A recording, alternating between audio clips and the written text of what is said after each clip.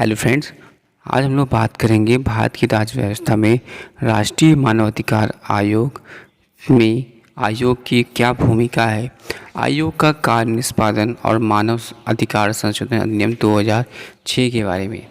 दोस्तों, आयोग की भूमिका उक्त बिंदुओं से स्पष्ट होता है कि आयोग का कार्य वस्तुतः सिफारिश या सलाहकार का होता है। आयोग राष्ट्रीय मानवाधिकार आयोग मानवाधिकार उल्लंघन के दोषी को दंड देने का अधिकार नहीं रखता। ना ही आयोग पीड़ित को किसी प्रकार की सहायता जैसे कि आर्थिक सहायता दे सकता है। आयोग की सिफारिशें संबंधित सरकार अथवा अधिकारी पर बाध्य नहीं है, परंतु उसकी सलाह पर की गई कार्रवाई पर उसे आयोग के 1 महीने के भीतर सूचित करना होता है। इस संदर्भ में आयोग में एक भूतपूर्व सदस्य ने यह पाया कि सरकार आयोग की सिफारिशों को पूर्णतः नहीं नकारती। आयोग की भूमिका सिफारिशें व सलाहकार हो सकती है, तथापि सरकार आयोग द्वारा दिए गए मामलों पर विचार करती है। इस प्रकार यह कहना व्यर्थ होगा कि आयोग शक्तिविहीन है। आयोग अपने अधिकारों को पूर्ण रूप से प्रयोग करता है और कोई भी सरकार इसकी सिफारिशों को इनकार नहीं करती। सशस्त्र बल के सदस्य द्वारा किए गए मानवाधिकार उल्लंघन के मामलों में आयोग की भूमिका, शक्तियाँ व न्यायिकता सीमित होती है। इस संदर्भ में आयोग केंद्र सरकार से रिपोर्ट प्राप्त कर अपनी सलाह दे सकता है। केंद्र सरकार को 3 महीने के भीतर आयोग की सिफारिश पर की गई कार्रवाई के बारे में बताना होगा।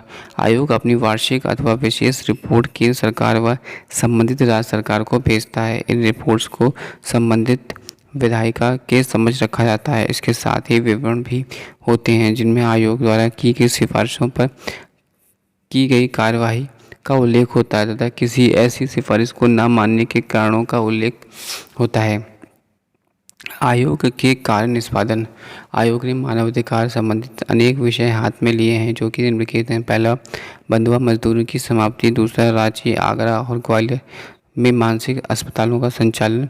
तीसरा, आगरा स्थित सरकारी सुरक्षा गृह का संचालन। चौथा, भोजन का अधिकार से संबंधित मुद्दे। पाँचवा, बाल विवाह रोक अधिनियम 1929 की समीक्षा। छठा, बाल अधिकार पर अभी समय पर से संबंधित प्रोटोकॉल। सातवां, सरकारी सेवकों द्वारा बच्चों को रोजगार में जाने से रोकना, सेवा नियमावली से संशोधन।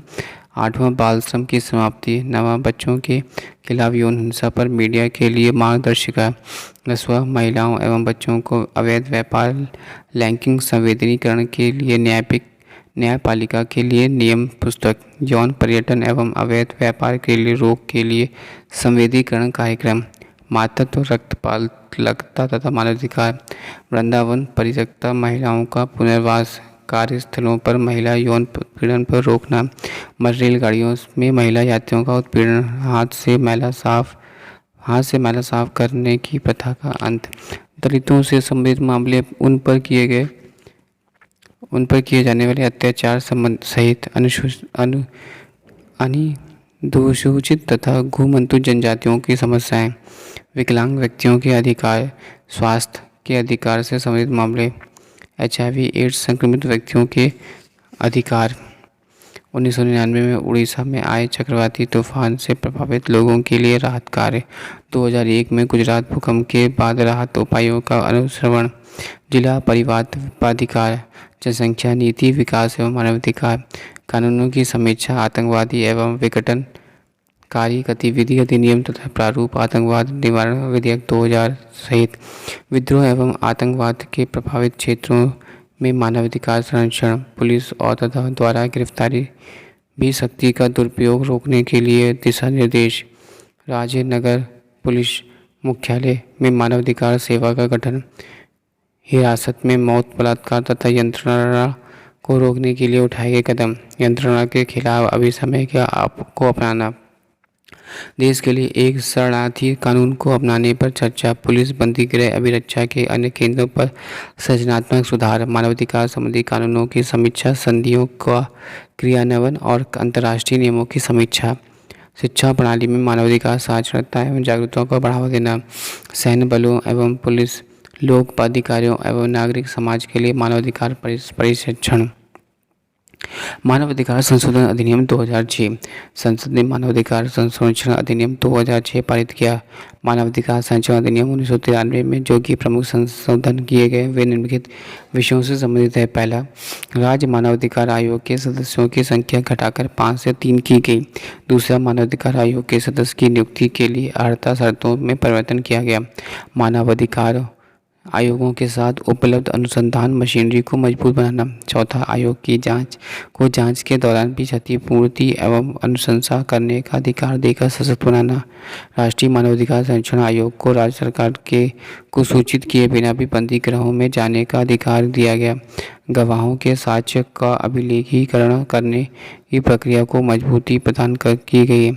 यह स्पष्ट करना कि राष्ट्रीय मानवाधिकार आयोग तथा राज्य मानवाधिकार आयोग के अध्यक्ष इन दोनों आयोगों के सदस्यों से भिन्न स्थिति रखते हैं।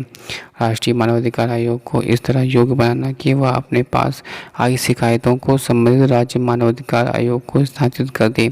राष्ट्रीय मानवाधिकार आयोग के अध्यक्ष तथा सदस्यों को इतना समर्थ बनाना कि वे अपने त्यागपत्र राष्ट्रपति को तथा अध्यक्ष को संबोधित करें तथा राज्य मानवाधिकारों के अध्यक्ष एवं सदस्य अपने त्यागपत्र संबंधित राज्य को राज्यपाल को संबोधित करें। यह स्पष्ट करना कि राष्ट्रीय मानवाधिकार आयोग अथवा राज्य मानवाधिकार आयोग के अध्यक्ष एवं सदस्य के चयन के लिए गठित चयन समिति के किसी सदस्य की अनुपस्थिति में चयन समिति के निर्णयों पर कोई प्रभाव नहीं पड़ा। इसकी व्यवस्था करना कि राष्ट्रीय अनुसूचित जाति आयोग के अध्यक्ष तथा राष्ट्रीय अनुसूचित जनजाति आयोग के अध्यक्ष राष्ट्रीय मानवाधिकार आयोग के सदस्य होंगे। केंद्रीय सरकार की भविष्य में किसी अंतर्राष्ट्रीय प्रतिज्ञा पत्रों तथा परंपराओं को अधिसूचित कराने के योग्य बनाने के लिए जिन अधिनियम लागू हो। Thanks for watching sharing.